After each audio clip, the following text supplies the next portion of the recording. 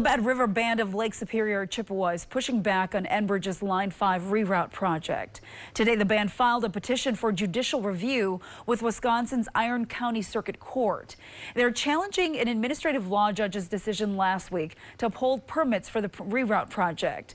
You can see the planned pipeline reroute in yellow. The reroute project will take Line 5 off of the Bad River Band's land where it currently exists.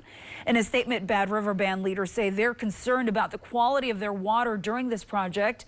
They say the Bad River watershed is not an oil pipeline corridor that exists to serve Enbridge's profits. The band also argues that the damage caused to wetlands and waterways would go against tribal treaties signed with the U.S. government.